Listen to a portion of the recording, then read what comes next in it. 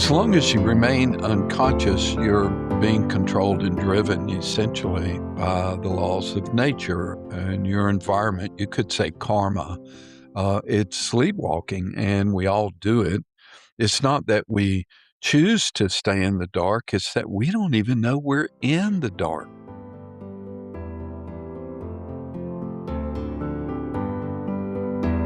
Welcome to Becoming You, where we apply spiritual wisdom and truth to everyday life.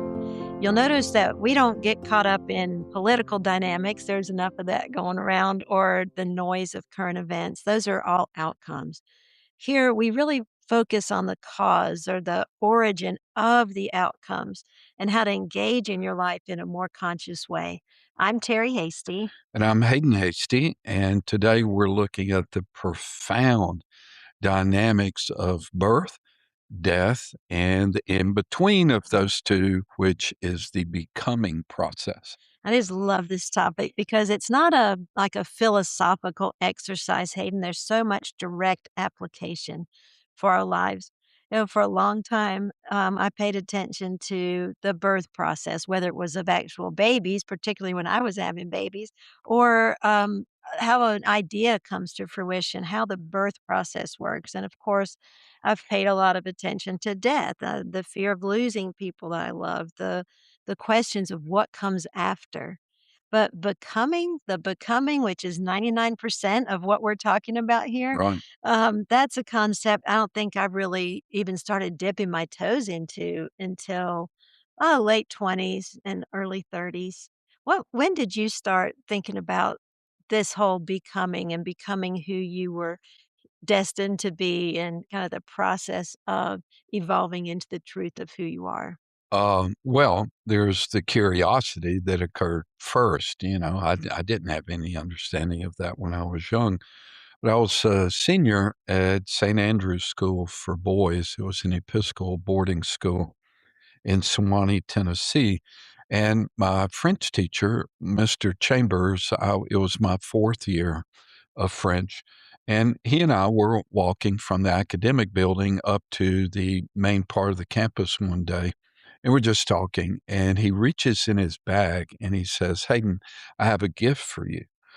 And he said, "This is something that I think you'll really enjoy." And he gave me a copy of Hermann Hesse's Siddhartha. And I thought, well, it's just another book. But that night I opened it up and started reading, and I couldn't put the book down. I stayed up all night long to finish it.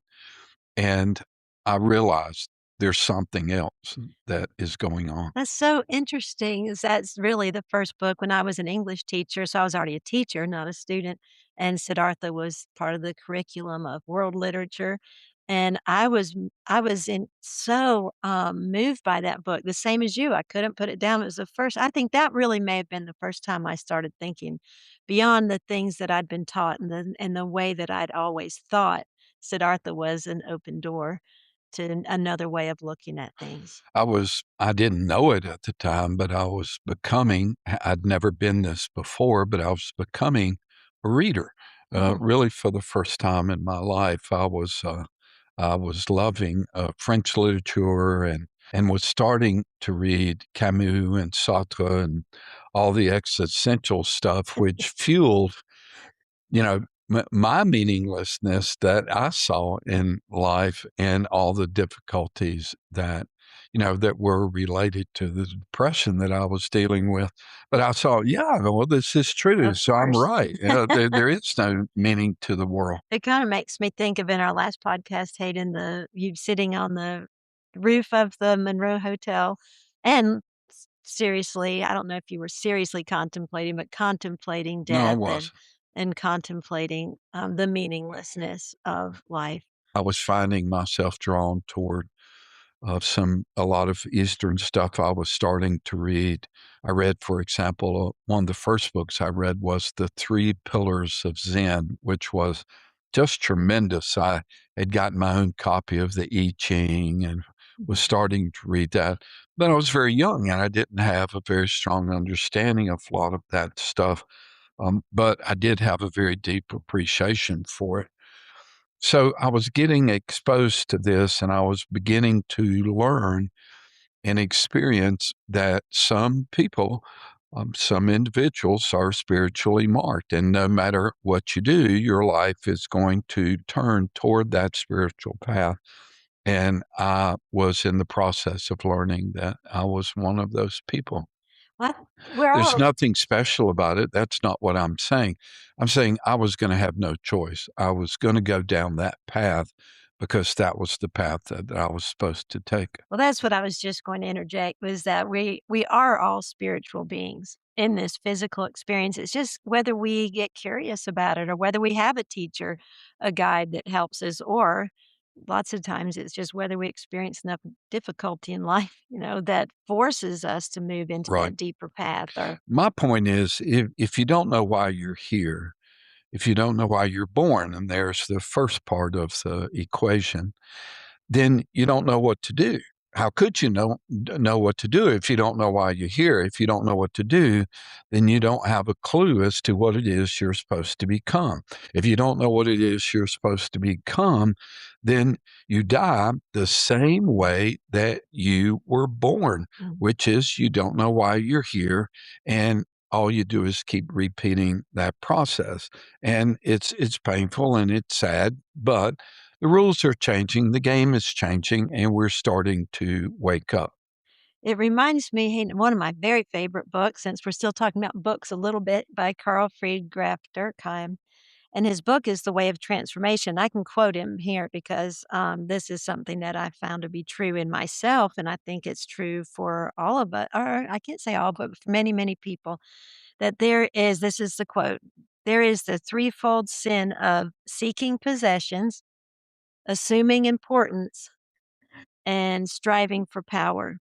But the real cause of not evolving is the fatal human tendency to remain static.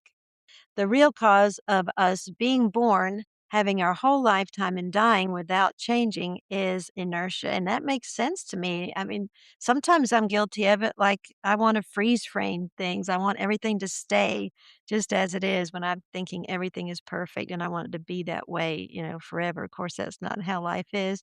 And other times, I'm just lazy or I'm just really busy with all the external things about life, and I'm not taking time to be in my internal life or my, yeah, even curious or exploring or investing in my internal purpose. Well, the human being can seek to be static, not play the game, pull away, withdraw, etc., and remain inert, but that's impossible because Mm. once it comes into the physical, once birth occurs, there is the evolution of that which is physical. So you can't stop it, but you can certainly get run over by it. And that's part of that process.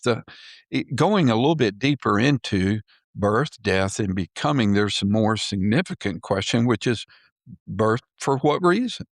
Becoming what? Why does everything physical die? Why is that? Those are things that we have to come to terms with, or we're not going to be able to make sense out of our life. Even the question of why would I leave, whether you consider that nirvana or heaven or perfection, why would I leave there and come here if there wasn't a greater purpose? What I'm suggesting is that the physical life cannot be understood through more examination of the physical life. You can only master the physical life through the metaphysical.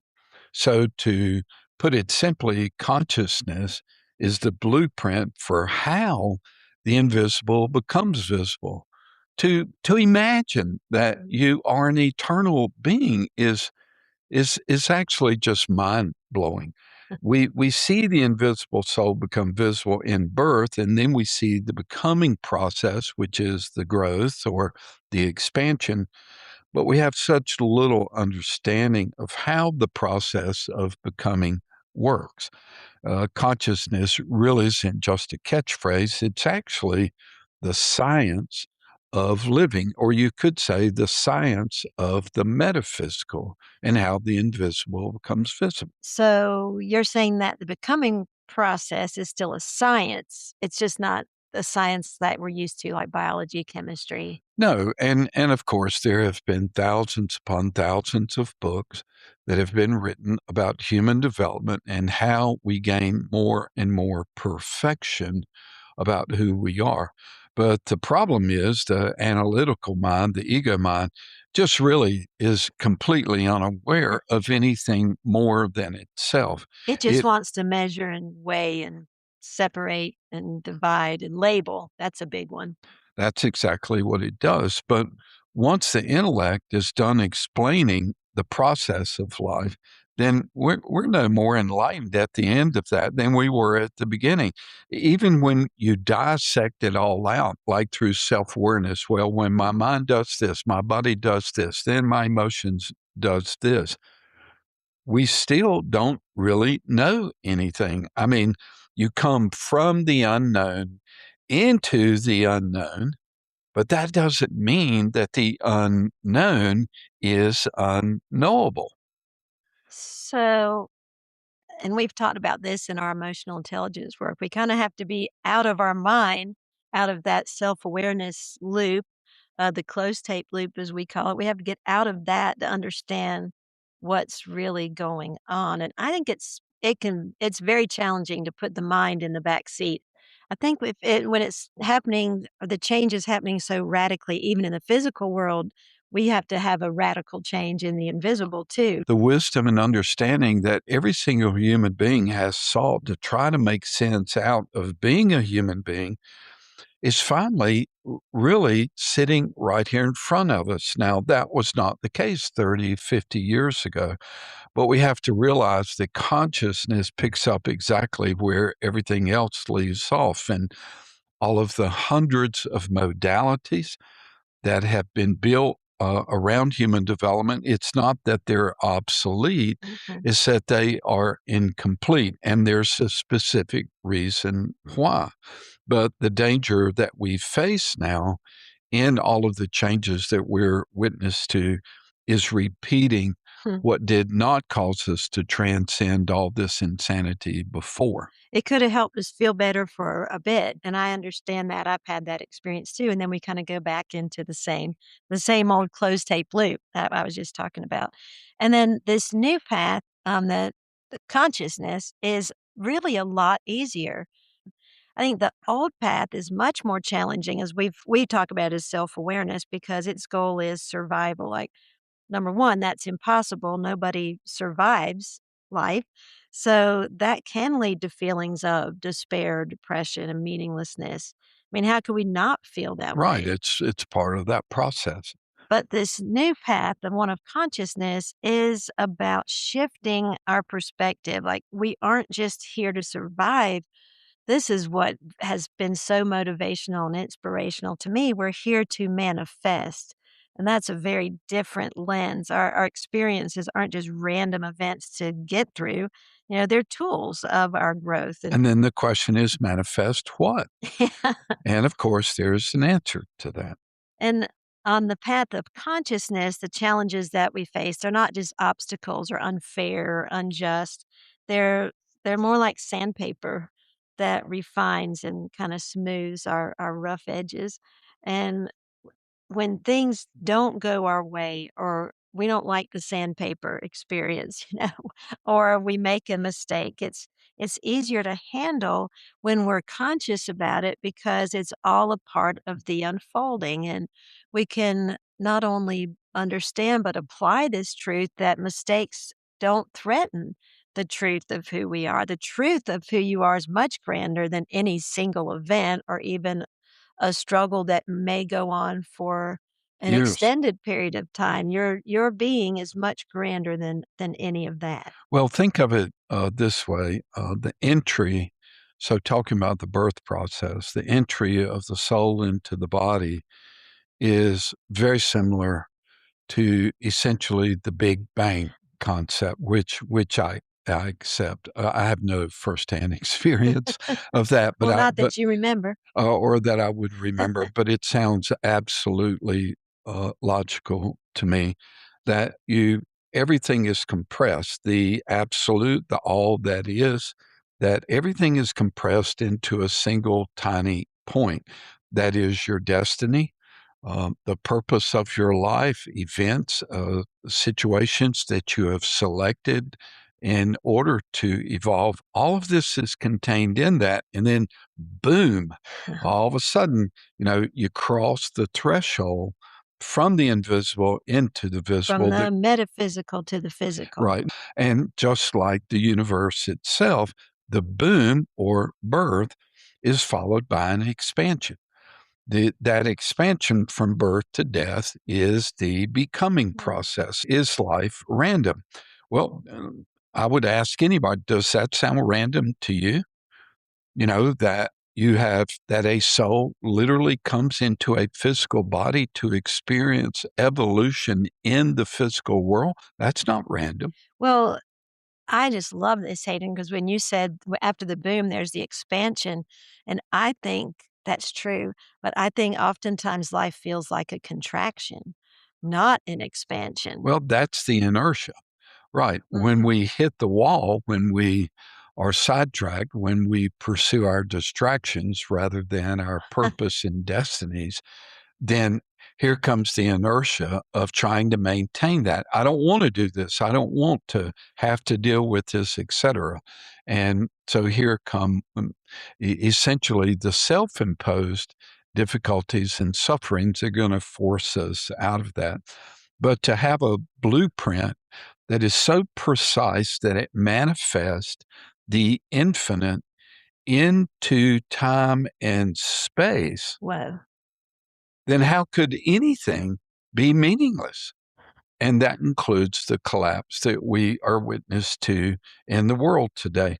And it's not just manifesting the infinite into the physical world, it is the infinite manifesting into time and space. Time is not an illusion, as so many people like to say. Time in the physical is what fuels the journey from the birth to the death. It's the in between, it's the becoming. And that is really what should demand our attention. Becoming a conscious being in an unconscious world, which is really the very meaning of evolution itself. So I'm still on this, manifest the infinite, the divine into time and space, into you in your case, Monroe, North Carolina, in my case, Minneapolis, Minnesota, when I was My born. choice was so sad. It all worked out. But once you accept that your soul chose the circumstances, we'll just pick 2 polarities like poverty or wealth as the perfect classroom for its specific goal, then you realize you aren't a victim of your circumstances. And, I would say I would always think being born into wealth is better than being born into poverty. But in truth, we can see easily that being born into wealth can create as many or more difficulties and disasters as being born into poverty. And And poverty can, on the other side of the spectrum, can create as many opportunities and potentialities as being born into wealth. So it's not what it appears to be. It's not what the eyes see. There's something far, grander that is going on. but if I can accept that my birth was a choice of my soul, if you can accept that your soul is in the driver's seat, not some random Or is trying to be. trying to be, then it means that you're here for a very big reason. And, death isn't random either, as difficult as it can be for us individually. It's just the soul kind of closing the book because the lesson plan is complete, or maybe the body's become too rigid to hold the expansion anymore. Or that the individual has decided not to grow anymore. So it is the soul that chooses birth and it's the soul that chooses death. And there's so much more that can be said about that, but let's just kind of keep it simple for right now. And what is the thread that connects birth and death? It's the becoming process. And that has to become the focus of our life if we are going to get our lives to truly matter. And at that point, so much for meaninglessness. Robert and I were talking one time. I'm referring to a man, his name was Robert Wilkinson, a true sage. Robert and I were talking one time, and I said to him, I looked at him and I said, "You know when I'm going to die, don't you?"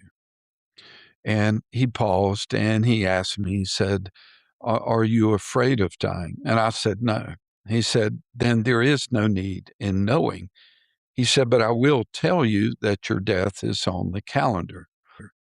And he explained that the inner being, the psychic being, knows that hour.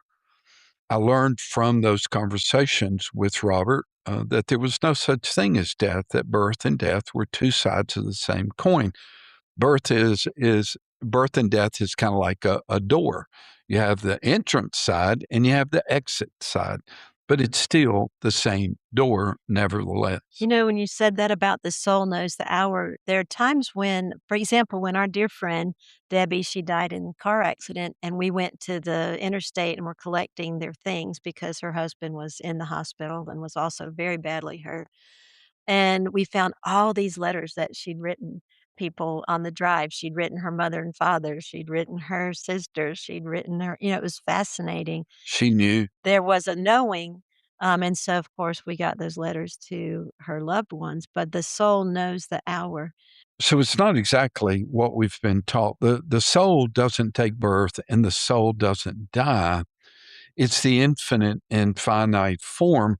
But when the finite form has served its purpose, it'll choose a different form. But it is not subject Mm. to birth and death itself because it is the eternal. If we see life this way, then becoming is the infinite being, moving through your life and the time that you have here in the place and time and space. Like the mother taught, the divine was already perfect in silence. It didn't have to manifest, but it craved the joy of manifestation. It wanted to see its own infinite qualities, its own perfection reflected in the physical world, reflected in you, reflected in Hayden, you, reflected in me. And when you realize your life is the divine manifesting in form, then there really is no room for meaninglessness or chance or luck.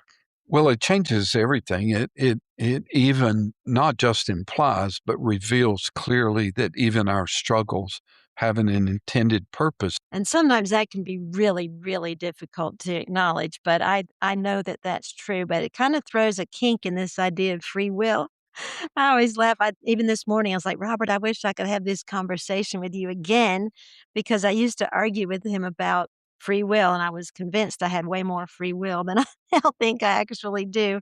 I remember reading, in a book called Hidden Forces. It's a compilation of things that the mother said, that we often confuse free will with being willing to do something, and that really hit me. That really makes sense to me. She said, "Man has a free will only when he is conscious of the divine will. When he's not conscious of the divine will, as you said when we started the podcast, he is the plaything of all the forces of nature." So we're willing to do things like I'm willing to be nice or I'm willing to not be nice. I'm willing to take a job or not take a job. I'm willing to order steak or I'm willing to order seafood. But that's very different from being free from all of the dynamics around me of how other people act, what else is going on in my environment. So, how much choice or free will, do we actually have? Actually, I think that free will is one of our greatest exaggerations. Look, as long as you remain unconscious, you have the freedom to remain ignorant. And plenty of us choose that. We all choose it as part of that process, but that's not true will. That's just being a passenger. You're being driven, as I said earlier, by the laws of nature, your environment, your past, your culture in which you grow up in. It's sleepwalking. You aren't choosing the darkness, it's that you don't know you're in the dark. So, the individual will is subservient to something larger, and that's really where the freedom lies. Think about it. The individual will only exist because the source of that will willed it into being. If life were just a series of random personal choices, it would be chaos. But life isn't chaos from this other perspective. It's an evolutionary process towards the realization of itself in physical form. Thou art made in the image of is not just a trite expression. It helps expose what we are here to become. So I'm probably gonna ignite a lot of people listening because this would have ignited me some time ago too, but are you saying we have free will or not? My answer is no, you don't. Not until you experience true freedom. But here's the catch. True freedom in your life only begins when you align your personal will with the will of the all that is, of the divine, of God. Real freedom is the consent to let the divine work through you as best you can. And that makes me think, Hayden, of a more powerful interpretation of the word surrender. Real freedom is the consent to be your true self, the divine within, and let the divine work through you. Yeah, but then you have to ask, what choice would you have at that point? Oh, that's the shift in the game you keep mentioning. It's the only game. Okay. Consciousness is the truth of who you are that's working its way out through who you are not. Evolution is the movement of that consciousness from ignorance to truth and spiritual realization. So I have consciousness, evolution, and realization. Realization is the experience that you have of truly being who you truly are. And that allows us to stop sleepwalking and really consciously participate in the game of life. That trilogy of consciousness, evolution, and realization, that reminds me, Hayden, of how Sri Aurobindo described the human condition, that we're like puppets who think we're walking all on our own. I love that image, but we're convinced that we are the doer, the ones in total control. But, in reality, we're just being moved by much deeper forces. And if that's true, then the becoming process, the evolution of our consciousness is the only thing that is really going on between birth and death. If we want that becoming to be the focus of our lives, where do we even start with that? Because I still got to get to the grocery store. I still have a job. We have kids to raise. We still have dogs to walk. What are the spiritual principles we need to learn to make this doable, the spiritual life in the midst of a physical Well, experience? look at the logic of what you just said. If you choose to align your life with a truth that existed before you were born and is going to remain after you die, then time itself becomes kind of a mathematical proof that the end, that is your destiny, was contained in your beginning or your birth. Everything is designed to help me reach my highest experience of myself. Absolutely. That's what it's for. Eventually, inevitably, every individual will essentially exhaust their resistance to not only that truth, but to life itself. And the individual will get tired of fighting the current and will finally realize that there is something better that is available. And that is where the shift begins. You stop being a puppet and you start becoming an instrument. And that is just such a huge Yeah. difference of how people So live today. moving out of the resistance to what's happening and recognizing that I am an instrument of the source or the divine, of the truth, of who I am and what I came here to be and how I came here to evolve. But if the individual rebels against that and declares free will, which I'm still in favor, Right. I I'm in don't, charge. I'm in charge, Right. right? Well, that's fine. And the individual is free to do that. And there's no judgment of that. Who hasn't done that? Everybody takes that position in the early part of life. I've got to figure out how to get my life to work out. But then I would turn around and ask anybody by the time they were 35, 45 years of age, well, how'd that work out for you? Unconsciousness always leads to unintended outcomes. The freedom from impulses, from your negative thoughts about yourself that drives so much of your behaviors, freedom from that allows you to operate from your true self, from the truth of who you are, which is very positive and really very powerful. Doesn't need to be angry and right and put your finger in the air, and make an Well, it's, issue. just keep the conversation real. All of us can admit, well, we do that. Everybody misbehaves. That's okay. But there's no judgment of it, but there are consequences. So as long as you remain unconscious, the only freedom you have is really how you want to express your ignorance and stupidity. When you begin to pursue spiritual truth, the must of that birth, of the reason you're here, becomes your focus. Why am I here? What is the purpose in my life? And then you realize that you don't have a choice.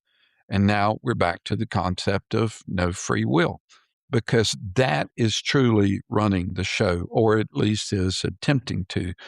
So if the becoming process is what it's all about, and I believe that it is, then we have to get to the point of discussing the principles that are guiding that, that are related to that, because that's the most important part of this conversation.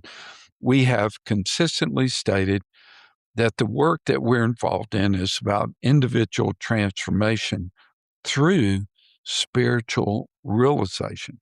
So let's get to the realization stuff. Let's Because get without to that, some of the spiritual principles. I think without that, it's the human tendency to be inert or to move into resistance. The very first story that we think was ever recorded, the story of Gilgamesh, he's an epic hero who does not want to go on the journey. He keeps saying, I don't want to do this, but he doesn't have a choice. So let's start, just like we don't either. There are only, 5 billion places where we could start, but let's keep it at the level, Hayden, of the individual That's so all that, that matters. The yeah, rest will take care of itself. so everything that thought suggests to you, you can do, you can have, you can become. I mean, think of that. Think of the power that whatever thoughts suggest to you, you can become. It's not pie in the sky, it's real. The truth of who you are is not only a potentiality, but also a necessity.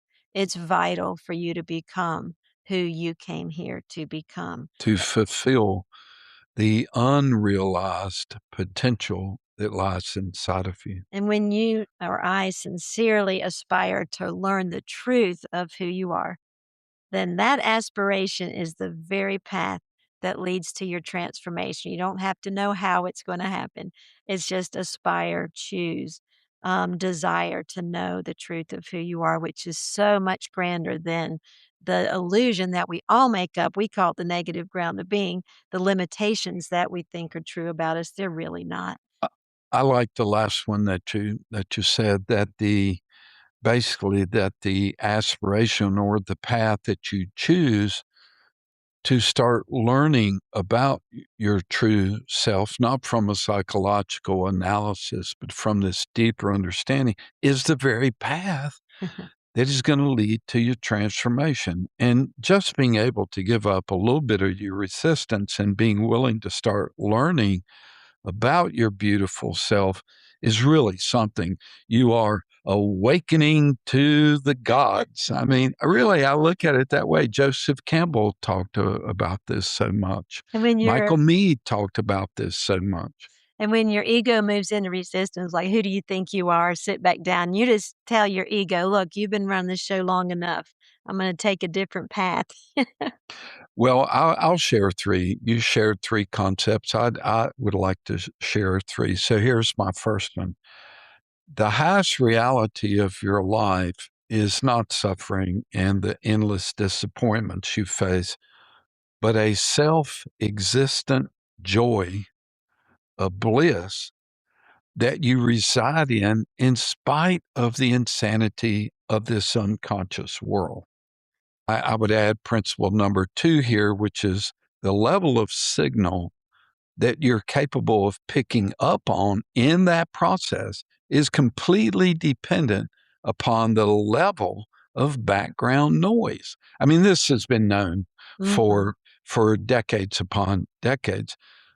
So be quiet, be still, learn to shut up and start listening to that clear inner voice that in the beginning you will not hear until you practice. And becoming still, um, you know how big a challenge that is for me, but it can become really addictive because you start to feel the waters of your being, and it's not just me. You just got a text from a student from 40 years ago or more, gosh, more than that, where he said that you It taught was him. that long ago. Well, heck I'm that yeah. old. Uh, well, yeah, I mean, we taught high schoolers, so but anyway, he said that you teaching him to be still has been such a cornerstone and foundational piece of his life. So it was really it's a powerful practice to learn that when I get still, I have access to more wisdom and, truth than when Well, I'm this busy. this helps us. My third principle that I would like to share is that if you're honest with yourself, you will clearly see that you have not evolved very much. And You may own a lot of stuff, and you may have a lot of money, but you're not very evolved, and that's okay. That is a great place to begin to just have that integrity of being honest with yourself. But it's also true, Hayden. I mean, I didn't come here fully evolved and fully formed. What would be the point of that? So it's okay that we're sometimes stumbling and struggling and tripping over our own. Yes, but we're going the person who begins to adopt a spiritual path in their life will learn you can evolve not through suffering, although we will all face our difficulties, but you can learn through self exceeding and expansion. And while that will present its own problems, those are good problems to have in your life. Absolutely. I'm just glad we're on this journey together. Sometimes when I stumble, you help me back up and vice Vice versa. And, versa. and that's it for us collectively, not just you and me, Hayden. Right. So, there's something else I wanted to add for our listeners to hold on to Let's this do it week. again. Let's some more spiritual Okay. principles and understandings that help provide clarity to that becoming process. I thought you were saying, "Let's you and me come here together again." I'm all for Well, I that want to do too. that. I insist on that. That's what I want to do. Absolutely. So, your desire to become a conscious human being eventually finds the means for this to happen, so don't give up, it's just a matter of time. And Well, it's okay to acknowledge that we have a ways to go, and particularly where we are in the world today, in the United States today, and what has happened in essentially a blink of an eye of how everything has collapsed and is being destroyed. But there, of course, is a reason for that, and we are part of this unfolding. it's also really important to remember that as your mind is, so will your life be. Another way to think about that is what I judge in another, I'm actually strengthening in myself. So be conscious of where your mind is. Be willing to change your mind because what you are becoming is what you already are. You don't have to go out there and find it. You don't have to go to an ashram. You can, of course, but you don't have to. What you are becoming is what you already are. Like a rose, this is the mother uses this image a lot. A rose opens from the inside out. It doesn't, the petals on the outside don't start the process. The blooming, the opening of the rose starts from the inside. But it is the weirdest thing in the world that when the individual experiences that, there's the realization that it was always there. That's the craziest thing. What you are becoming is what you already are. So let me add just a couple of pieces here, two additional spiritual concepts. So here's my first one: the possibility of creating the life you truly desire through the quiet wisdom and truth that lies inside of you is one of the greatest powers that you have, not by doing anything, but by beginning to align with that truth inside of you. And the last thing that I would say really is kind of a summary of this episode. It is that the metaphysical is running the show, not the physical. It's like letting the, soul get in the first chair. In a musical, group, it's being first chair instead of way in the back row, letting your soul, letting your true self come out to the front, just pull the veil back. And the physical, you're still gonna do your thing, you're still gonna enjoy the things that you do in life, you're still gonna work, but it's letting yourself be all of that from the truth of who you are rather than who you think you're supposed to be, who you were taught you were, and all the limitations that can come with that. I have said this many times before that it is only a radical shift in consciousness, which is what our work is all about. It is only that shift in consciousness that is going to save us. Otherwise, we're going to keep repeating this this incessant process of destruction over and over and over Well, again. It is consciousness that causes the physical to shift. truly, Hayden, the well-being of the world depends upon your awakening, upon my awakening, upon the individual consciousness of each of us. This I want to share this quote from Satprim. Satprim, well, without going into an extended understanding of who he was, because it is a substantial piece of work that he created. The Mm. first book that he wrote was called The Adventure of Consciousness. But more importantly, he was the disciple of the mother who essentially recorded everything that she taught and wrote and what would become known as the mother's agenda. But this is something that he said in the foreword of that book, The Adventure of Consciousness. And he says, the age of adventures is over. Even if we reach the seventh galaxy, we'll go there helmeted and mechanized, and it will not change a thing for us. We will find ourselves exactly as we are now, helpless children in the face of death, Mm. living beings who are not too sure how they live, why they are alive, or where they are going. And yet we feel that we've come to the end of something. For the last 5 centuries, we have explored the earth and its forces. We have mastered everything, and now we are caught in our own net. Everything is known, everything is measured, everything is predicted, and everything is desperately empty. I love that at the end, I love that whole quote, but when it says everything is desperately empty, and I think that everyone experiences that at times. We've mastered the material world, but here we are caught in our own net of not knowing what to do next. Well, the emptiness, of course, is not the end, it's the clearing. And this is what is happening in the world today. With our backs against the wall, we are facing the last territory in human life and development that will take place over the next thousands of years, which is the ultimate adventure, which is the realization of spiritual truth. But it's not Mars, it's ourselves. It is our becoming. Mm. How does this become that? That's the secret to life. And if you feel that call, like if you're ready to stop being the puppet and start being more and more conscious in your life, we'd love for you to join us in person. We're going to be diving much deeper into this science of living at the Omega Institute. We'll be there July 31st through August 2nd. And all the details for the Omega workshop are in the show notes. They're also found on our website, truthspringasheville.com, where you could also see how to register for, explore, or becoming you online monthly. project. Thank you so much for joining us on this journey. The blueprint is already in you. It's really just a matter of your willingness to take the time to discover it and to engage with it.